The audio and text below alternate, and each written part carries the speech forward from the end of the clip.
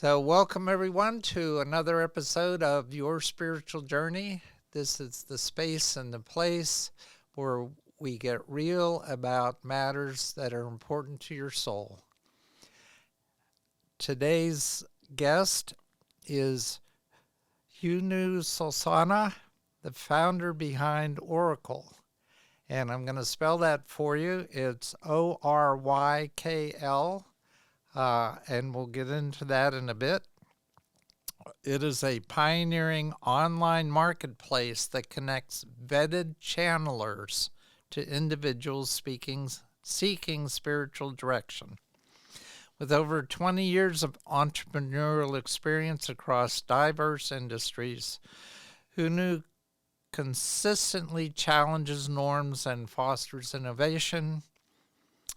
Her journey extends beyond entrepreneurship. She's a conscious explorer committed to making a positive impact on the world. She's fluent in 4 languages, an ex-helicopter pilot, and she brings a unique set of skills and experiences to the table. Her latest endeavor, Orykl, reflects Huenu's passion for spiritual exploration and personal growth.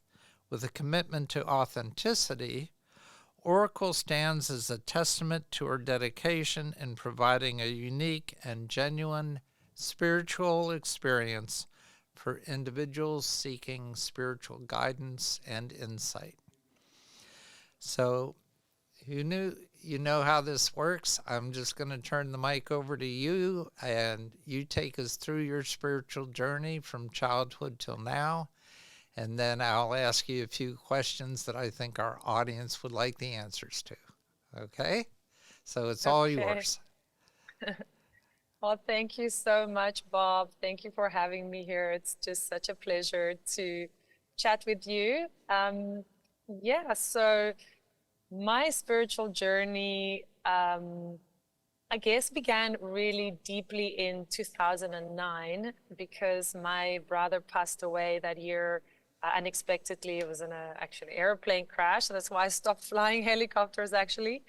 But before that, I think I hadn't been too, I wasn't really asking those questions in my life. I was just going through the motions. I was a pretty happy person.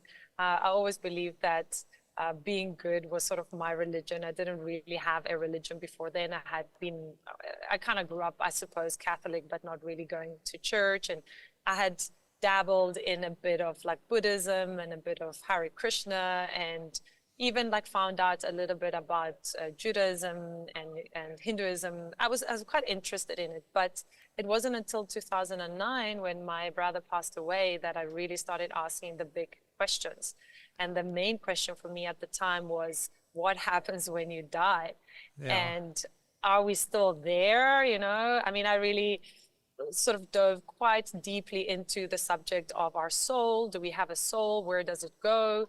And that kind of opened the floodgates for me into all things spiritual, because I started reading all of these books, and then, those books led to YouTube videos and then a lot of meditation, and I got into yoga. And that was 15 years ago now. And I've done a lot, I guess, since then.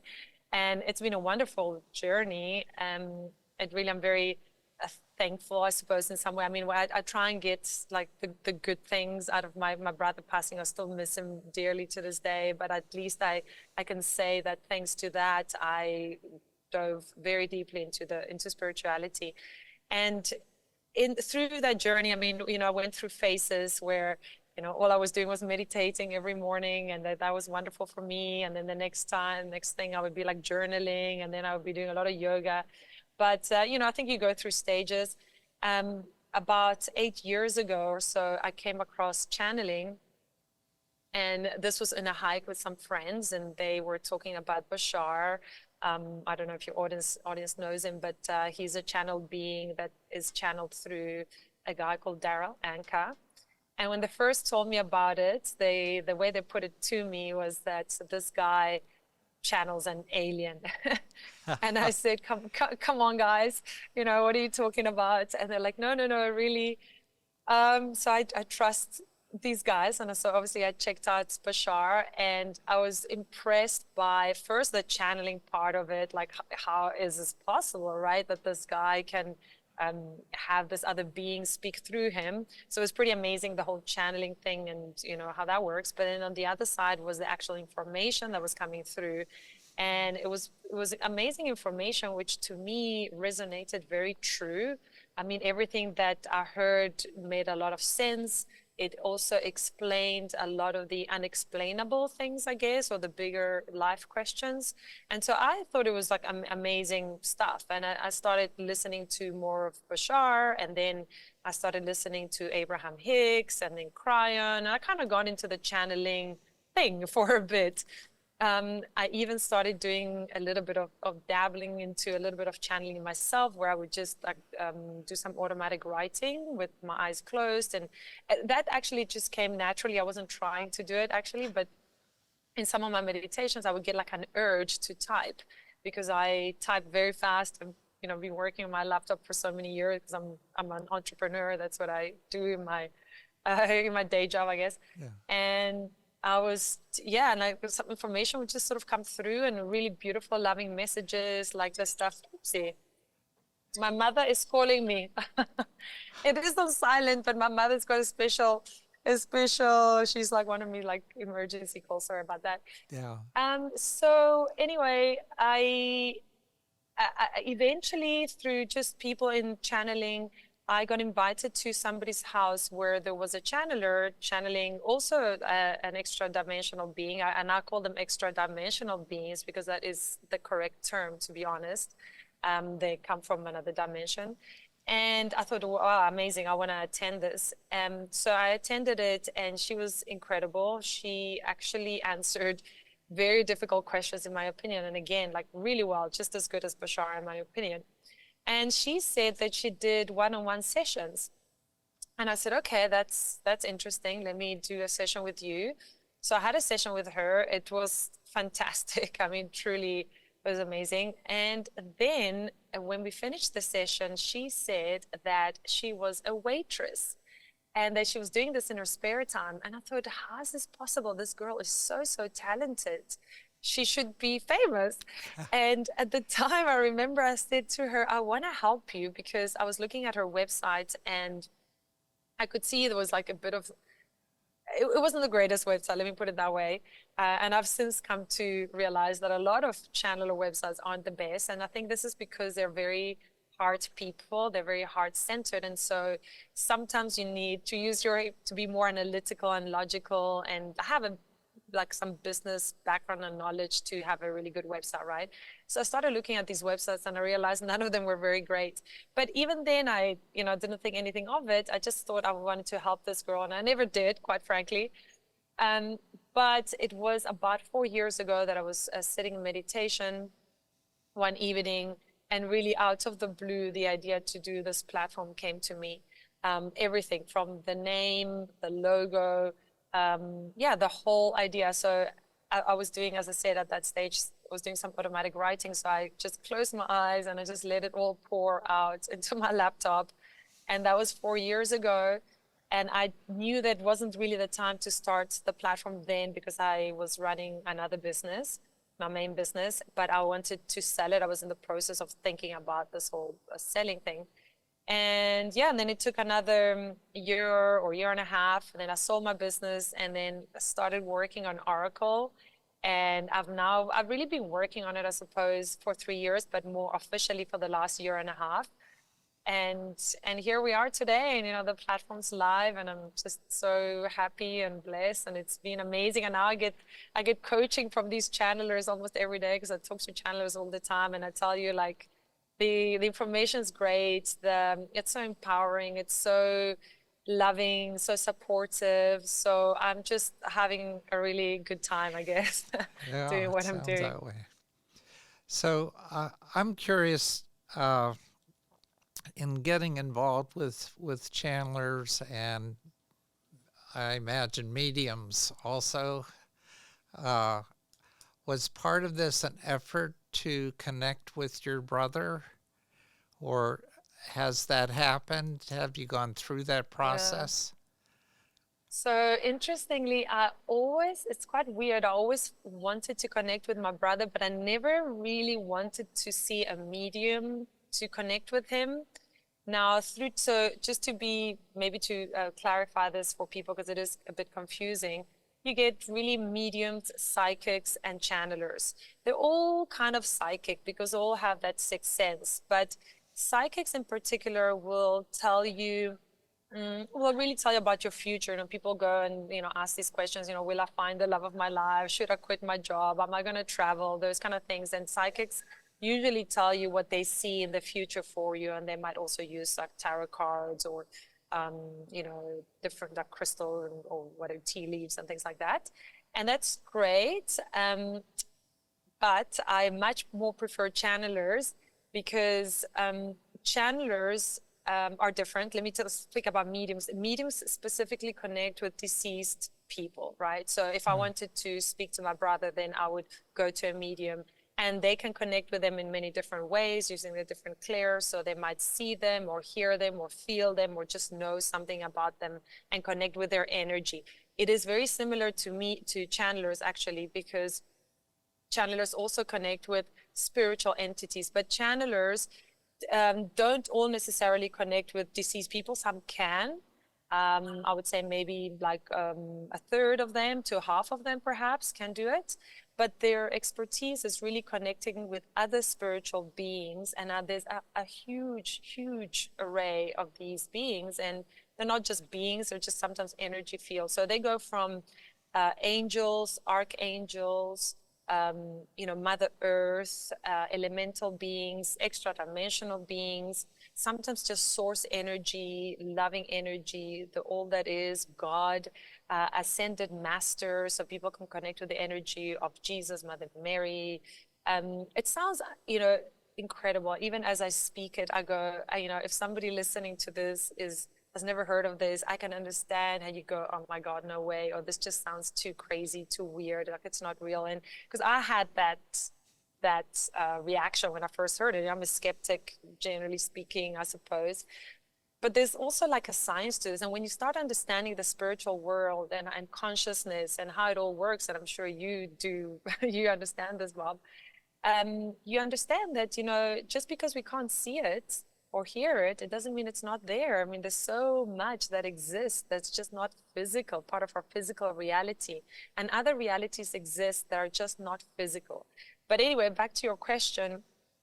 So channelers connect with these energies, and you get trance channelers and conscious channelers. Now, most of the people we work with are trance channelers, and that means that the energy they're connecting with speaks through them.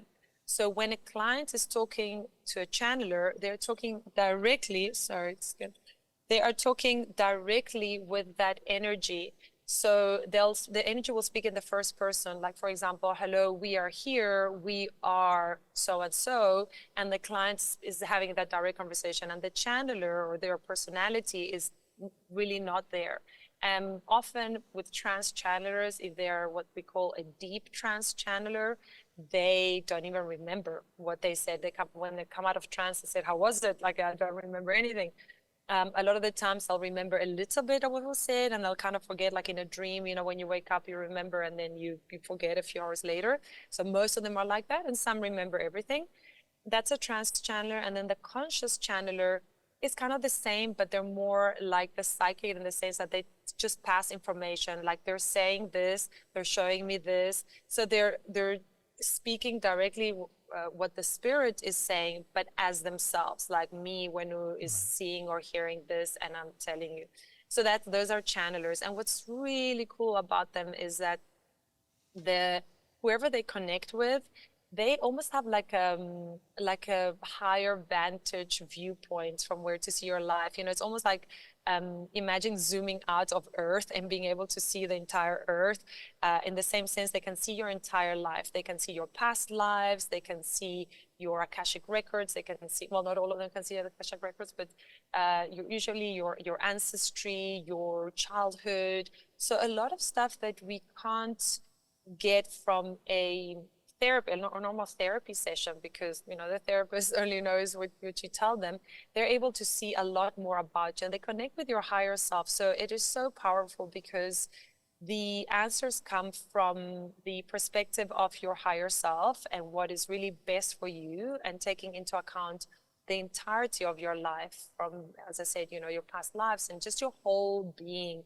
And sometimes we have certain issues or certain things happen in our life that we think are related to XYZ, and maybe they're related to, something completely different, or maybe there's an underlying issue. And anyway, it's a really wonderful session. But anyway, it wasn't because of my brother, but I have connected with my brother many a times. But now I connect with him directly, and I mean, even now as I speak about him, I know he's here, right? And sometimes I feel him much closer than other times.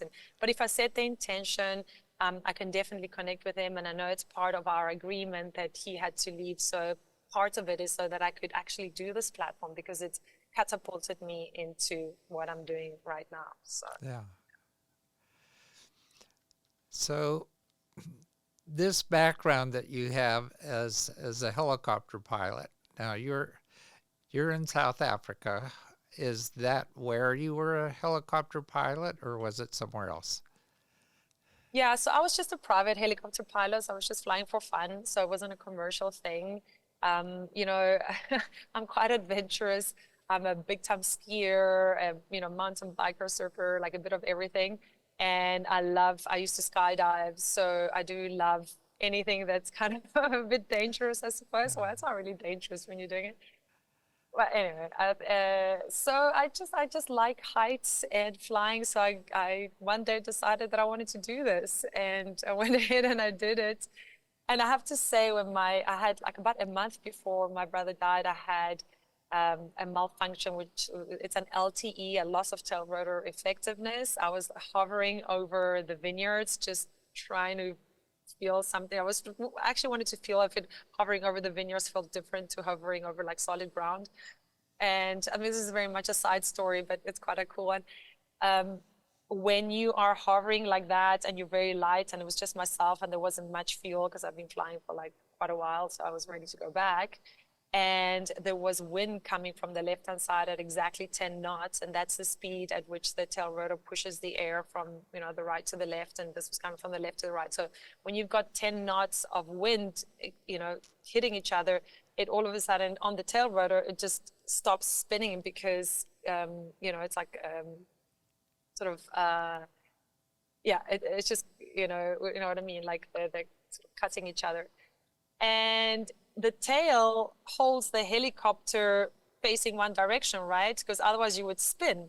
And that's exactly what started happening. I started spinning and I was like, oh, that's weird. I didn't do anything. And so you never do anything too hectic on the helicopter. So like just put my left foot, because that controls the tail rotor, and nothing was happening. And I was like, oh my gosh. And then next thing, I'm spinning very, very fast. And I was like, oh my goodness. And I tell you what, in a split second, oh, okay, my mom's got an issue. But in a split second, I thought, wow, I'm going to die. And then I said, well, that's weird, because I don't die this way. I almost had a knowing. I said, that's weird, because I know I don't die this way. And I said, okay, well, if I don't die this way, it means I'm going to get out of it. And I thought, okay, well, then I guess I should get out of it. This all happened very fast, but it was like almost in slow motion. And I thought, okay, well, I know I need speed, because speed saves you in a helicopter. So I just went like forwards as fast as I can. I pulled some pressure, because as you go forwards, you sink a little bit. So I had to come up, and then the tail rotor, the rotor, which spins at the same speed every time the RPMs went down. So the RPM horn went off, and I was like, ooh. And I'm going, okay, and I just kind of got the helicopter out of there somehow, and I landed it, and I pulled so much power, I thought I'd burnt the motor for sure. I was like, oh my gosh, this helicopter is burnt. And I went and I checked it, and it was fine. But I called the guys at the airport. I said, you better come and check this out, because I don't think I can fly this helicopter. And they came, they checked it out, it was fine. I still flew it back, and we did an emergency landing right there and then, because they want to apparently if you like have something like that, you can't sort of get back into it very well. But I was fine. I was fine. I was a bit shaken up. Like the next time I flew, I was like, oof, you know. And then a month later, my brother died, and I think that was it. You know, my mom was, I don't think she could have coped with me flying, Yeah. and I was okay. Yeah.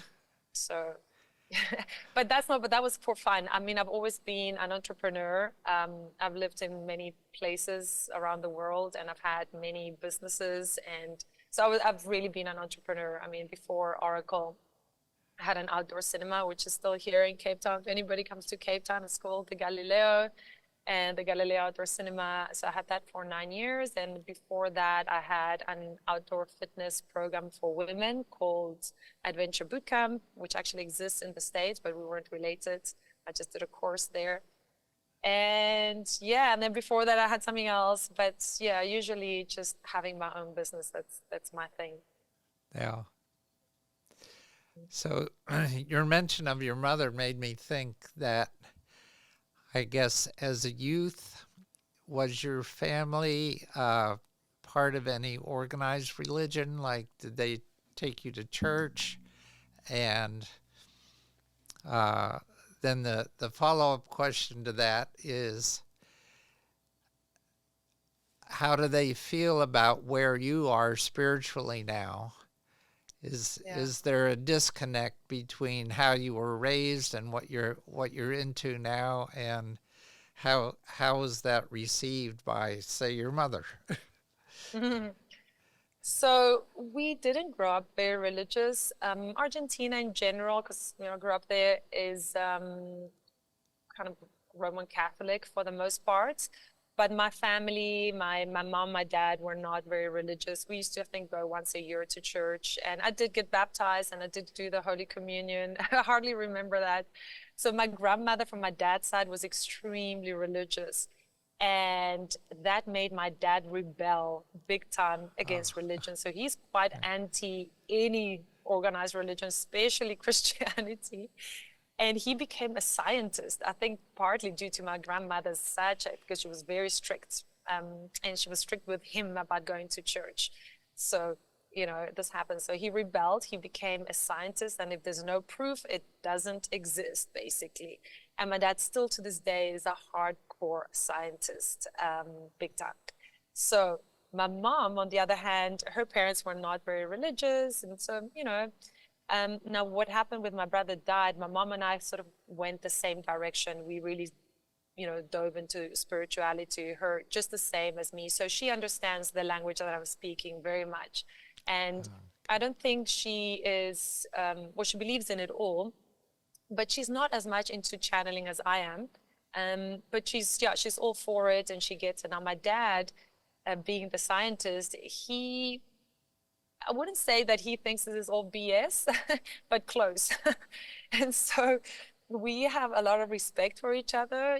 My dad respects me as a business woman and also as a intelligent human being, and I respect him too. And I think it's been quite good to have my dad as so, science-based, because I always judge things by what would he think. And I don't take it for granted that this is how it is. Or I understand that there can be skepticism. I understand we're human beings. We need to see it, feel it, touch it. So I don't. There's nothing. I don't feel bad when people say, "Oh, I don't believe in that." I'm like, okay, I understand why you wouldn't. It's something that, as you will know, Bob, like people need to feel it and experience it themselves. If you say that something is not true and you're like dead bent on like this being not true, I don't think that I could give you all the proof in the world even, and you probably wouldn't believe it. And so for me, it's like, I'm going to speak my truth. I'm going to be true to myself. I'm going to do what I believe in. And I'm putting it out there with this platform, and I'm not forcing it on anybody. I mean, it's almost like a buffet. It's like, here it is. If you'd like to come and eat from this buffet, come and eat. But like, if you don't want to, that's absolutely fine. And again, having my dad is been quite good for me, because I make sure that everything makes sense. It still has to make sense. It still has to be logical, and as much as we can put logic into this. And in fact, I want to incorporate as much science into channeling, because it's really a science behind it. And I mean, things happen with our brain, and there's been channelers that have done some EEG testing where you can see the different the changes in the brain. And quantum physics is very exciting, you know, as we marry this like science and spirituality, that I'm very excited for that, because I think it's coming. I think science is going to catch up. Yeah. And with my dad, it's, you know, he doesn't say no, you know, we have these conversations all the time. And yeah, so I think it's affected me in a positive way. And they're very much for it, because they trust me as a business person, and they understand that there's definitely a lot of people that are into this. Even if my dad might not be in it, he still recognizes that, okay, there's a market for it. And yeah, I mean, if people like it, then they must go for it. So they're very supportive. Yeah. So a couple questions about Orykl itself. On the website, you say that everyone who's on that website as a channeler is vetted. And I'm very curious about your vetting process. I know I actually recommended somebody I recently interviewed to your website because he's a channeler and he hadn't heard of it, so he may be contacting you. Who is he? But could you take us through that vetting process? Because that's something that would help somebody say, okay, this is the real deal. This isn't just somebody purporting to be able to do this, and I'm going to pay them a lot of money and nothing's going to happen. Yeah. Yeah. Thank you for asking that question, because it is kind of the most important thing in Orykl. That's what makes us unique, and that's the value actually that we add to people, because you can actually contact these channelers directly, but there's also other benefits through doing it through Orykl. But so first of all, I want to say that I would say that I've done pretty well in business, and I live off property now, right? So the reason I'm doing this is not for money, although of course, you know, if I didn't make any money, I probably wouldn't do it. But I mean, it's not really why I'm doing it. I'm doing it because it's just such a strong calling inside my heart. You know, it's just, I feel like it's my life's purpose. I feel like this is why I came here, and I feel like my whole entire life has been preparing me to launch this platform, and we're at the absolute tip of the iceberg. I mean, this is like the baby Orykl phase. There's so much more coming. So my intention with this, my mission, is to elevate human consciousness. I feel like we are heading into a new earth, and I want to be part of that new earth. And I feel like I'm going to be, like we are going to be. I also want to create a company in which we work really as a team. And I mean, me and all the channelers and all these light workers working together for one common goal. I think we are so much stronger as a team. And my intention is to elevate human consciousness, to really help people and to help birth this new earth that we know is coming. So with that in mind, I don't have an interest in having quantity. I just want quality, because the money is going to come, you know what I mean? Like when you help people, money comes. My focus is on really helping people. And in order for me to really help people, I need to have people that are the real deal. And so it's super important to me. Like, it's the most important thing that these people are the real deal, that they can genuinely help people, that we're going to get results. And this is why I'm doing it. And so our vetting process is very strict. And I have rejected many channelers, I tell you, and even channelers that I think are channeling. So I look at two things. So the process is like this. We have a long list of channelers to check out. It's changed a little bit, because in the last couple of months, because we've now been on the internet, you know, and people are finding us. So that's changed, because we were first looking for them. Now they're coming to us, so we don't have to do that. But anyways, whether they come to us or we go to them, we look at all their online content, especially videos of them channeling. So that's the first thing. And already we discard a bunch there. Not a lot, look, but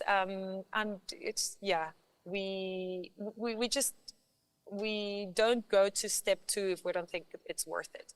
So step 2 is me meeting with them.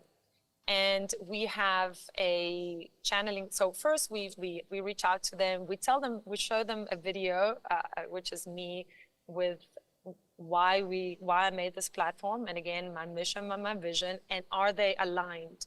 Because if they're not aligned, that's absolutely cool, but there's no point in you coming on board. But if they feel like they're aligned with what we're doing, that's great. Then we have a meeting. And at that meeting, first we get to know each other a little bit. And then obviously they do a channeling session for me.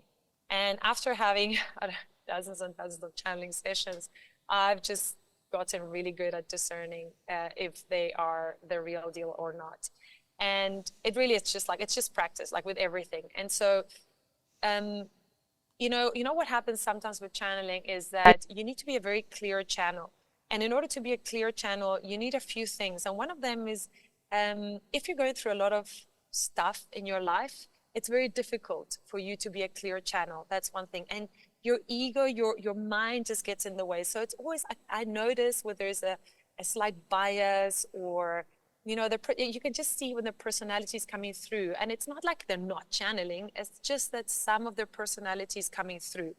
And for me, that's not that great. I just look for real clear channels when they, you know, when Bob's not there, Bob's not there. He's just taking a rest on the side, and whoever he's channeling is actually coming through loud and clear. So that's the main thing.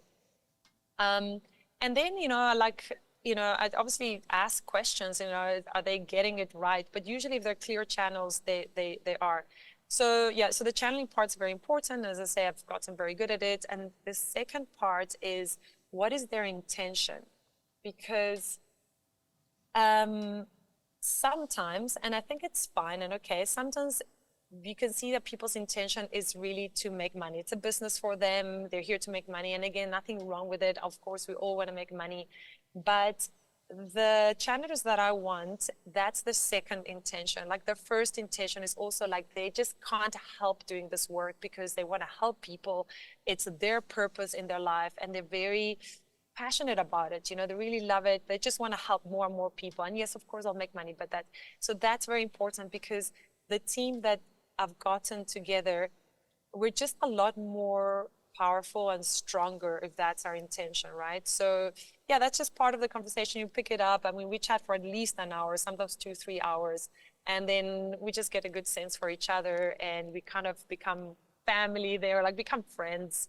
And then they come on board, and it's pretty cool because a lot of the stuff that we're working on now, like we're doing learn how to channel courses, and there's going to be memberships and all kinds of things. These people are, they're on the same page as I am. So it's very cool. So that's the vetting process really. But again, like many people don't make it to, phase 1, and then many don't make it to phase 2. And sometimes I feel really bad to say to people, but sometimes I'm very honest with them, and I say, like, I think you need to sort through some of your issues, because some of you was coming through, and like they, sometimes they are like, okay, if that's what you think, or other times they're like, no, I do. Most of the time they go, yeah, I know what you're saying. Yeah. And I say, well, look, keep practicing, and, let's touch base in a year or so. And, Yeah. that's how we go. So you brought up money and intention.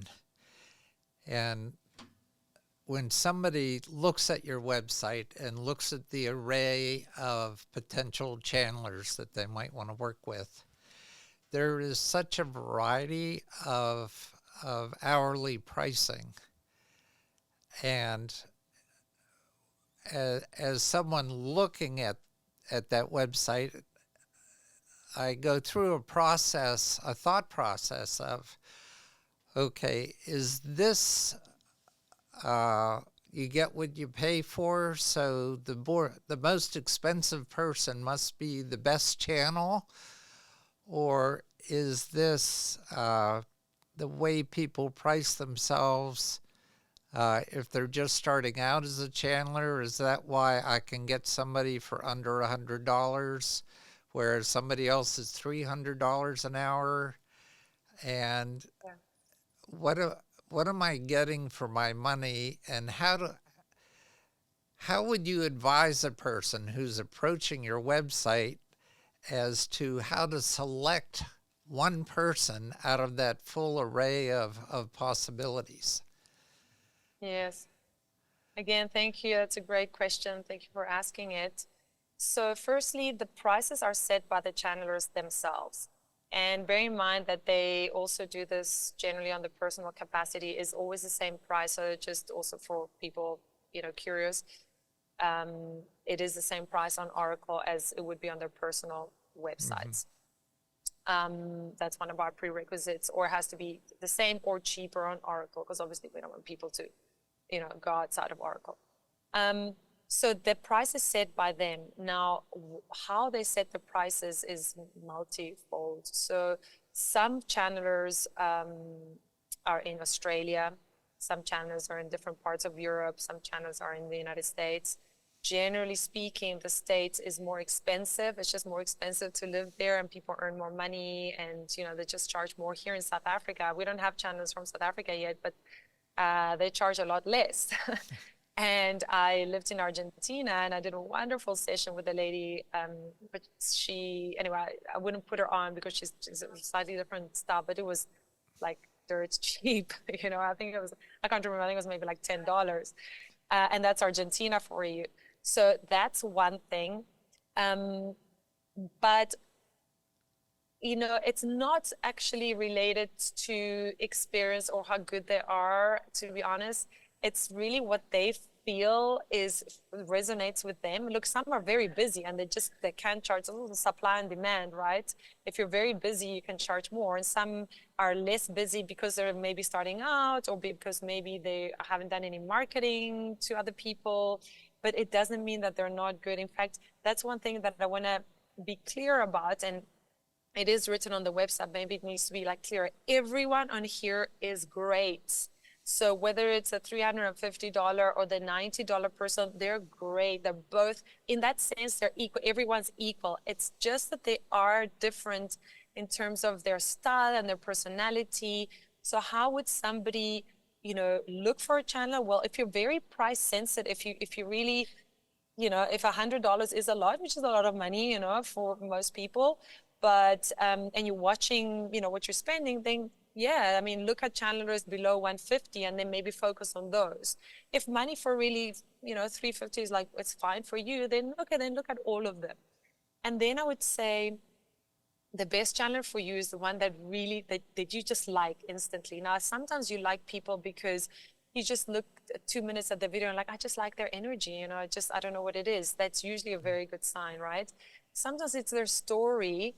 They all have different stories. There are different people. They've had different, childhoods and backgrounds and lives. And maybe you resonate with somebody's story. And sometimes you like the way they channel. So we are adding more videos onto each channel's platform where we can show them channeling, which can be different to the way they speak normally. And then we also want to do videos for everybody with telling them a bit about their story. And really, the best guideline I can give anybody is the one that you just like the most, that resonates with you, is probably the best one for you. Now, there are some, if you read each channeler's stories, that maybe specialize a little bit more in this and a little bit more in that. If you're really, for example, interested in past lives, there are some channelers that, particularly good at that. There are some channelers that are particularly good at, Akashic records. I think 1 or 2 do Akashic records. Christina is a channeler that is just very good in trauma. If you've had serious trauma in your life, hectic childhoods and things like that, she's particular because she's personally been through that herself. She's a conscious channeler, so she just relays what she sees, but she's very empathetic and she picks up on people's energy very quickly. So she's a bit of a psychic as well. Others are very good at explaining, the mechanics of reality. What is this that we're living in? Why are we here? Who am I? Gita's very good at that. And if you're interested in speaking with an extra dimensional being, Gita and Tyler, for example, they channel a particular being Tyler channels someone called Orykl from the Sasanu race, and you can ask him questions about, okay, where do you live? What do you do on a daily basis? You know, how do you reproduce? So why are you here? So that's quite interesting. So some of them do have like kind of their specialities, but I would say overall, they really do help you with your life's purpose and understanding who you are and understanding your power. But yeah, the price is set by them, and you know, it's I think I am very fine with allowing them to charge whatever they want to charge, and they'll Yeah. attract the right people. So we just trust that the right matches are going to be made. So I think trust yourself when you choose a channeler. Okay. I was impressed with your current array of channelers in that there is a mix of male and female, and because I had interviewed a male channeler on this program, and I did some research, and just finding that there are very few male channelers compared to female channelers, but I had to say that there was an array of people where you could really see maybe who resonated with you, just by getting a sense of who they were. Yeah. And I know that there are people in spiritual circles who might do something like take a pendulum and hold it over the picture of each one of them and ask the Yes. question yes or no, Yeah. and use that as a process for finding the right channeler for themselves. Yeah. That's a But good one. it is, I think, a great service that you're offering. Uh, you're filling a void that that is out there, and there is, I think, some of the things that we discussed, it may be helpful to have on your website, to help people make decisions over, when they approach your website, because they may look at it and say, I don't know where to start with this. And you might be able to help them along with that process. So Yeah. just a Yes, thought. thank you. Yeah, no, for sure, and I love it. I love feedback.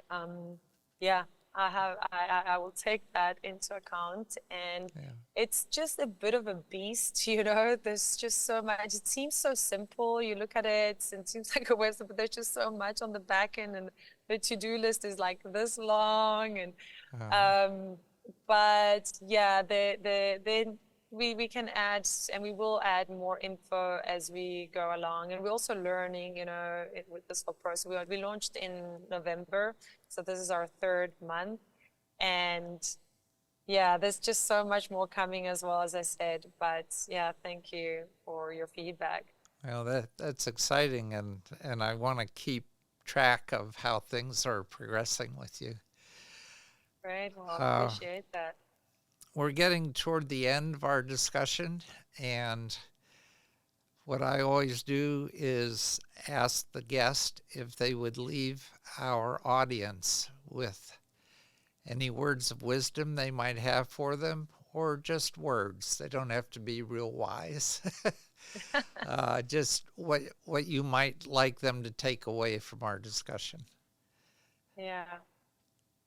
Well, I mean, I would say check out Orykl, because if you're going through an issue in your life that you're struggling with, that maybe you've tried to figure out through other ways and you haven't been able to do that, honestly, channeling has helped me so much to understand myself, to understand really how life works, how I am really truly creating things. I mean, I know we've all understood this concept that we're creating our realities, but I've understood it at such a deep level. And to not just understand it, but also, hey, well, then now with this, what am I going to do with this information? And it's a channeling session can give you a lot of tips, practical tips that you can implement in your life today to create these changes that you are looking to make. Because as you probably know, Bob, like everything is a reflection of what happens inside, right? Our entire, life experience is a mirror of what's happening internally. So it's like really understanding how to work with that to shift, to shift our reality to the reality that we want to. And channeling is really very good at that. It's also very good at clearing blockages that you never knew you had. Blockages from early childhood, from past lives, from your ancestry, lineage. It's just stuff that I don't know that if you can get anywhere else. Maybe you can, but I haven't come across it. And so it's quite powerful. It's almost like magic. And it's a very empowering and a very loving and supportive experience. There's a lot of love. These channels are connecting with higher vibrating energies that are very loving, and they're here to help us. And you are surrounded by so much love and so many spiritual cosmic energies that are there to support you and to help you. And it really takes you opening up to this, to experience it. And I think that another thing I would like to say is that if you do have a channeling session, go to it with a very open heart. Go to it with, I always say to people, try and, the session is recorded. You can listen back to it as often as you like, because it is recorded on our platform, and where you can log in again and listen to it as many times as you want. And also there's an AI generated transcript, which is incredible, actually. The AI generated transcript gives you like the points that were discussed in the session, the takeaway, so the action points for you to take, and then a summary of the session. And you can also write notes as you're listening or re-listening to it. You can make any notes and save your notes. So that's pretty cool. It's on the platform. And so when you listen, because you're going to have the recording, it's a good idea to have questions written down for sure, like the most important one being first and then like going down. But when you listen, try and listen with your heart as much as you can. Sort of integrate the information into your heart and sort of drink the wine, if you know what I mean. Like, try and put the mind aside, the judgment and the questions and everything, because you can ask all of those later, when you listen to it again, but like integrate it, because it's also a very powerful, energetic experience that you're having. And the more you can feel into it, the better. And and just give it a try and see what it does for you. And we'll talk afterwards. And it's nothing weird or scary or anything. I mean, some people are a bit scared. Like, it really couldn't be further from the truth in terms of like it being scary. It's really not. It's just like we are all connected to spirit. We are spirit. We're just having this physical experience. This is just a temporary house for our soul, for our spirit. And so you are spirit. You're just connecting to that more divine part of yourself. And it's beautiful and it's loving. It's all good news, which is great. It's all good. So I hope that, if you watching have an experience, I hope you have a wonderful experience. And, I look forward to all your feedback as well. Please, give us feedback. We just want to make this platform awesome for everyone and super helpful. So and thanks, Bob, for the opportunity to talk about it. Well, thanks for being with us today. And audience, I just want to mention that we would like you to like us, to subscribe if you're watching this on YouTube, and maybe even support us on Patreon to keep us going. We are offering something right now where if you think your spiritual journey would be of interest to others and informative, go to our website, yourspiritualjourneypodcast.com, and leave us some information about your journey, and maybe you will be one of our guests on this show. So until next time, This has been your spiritual journey.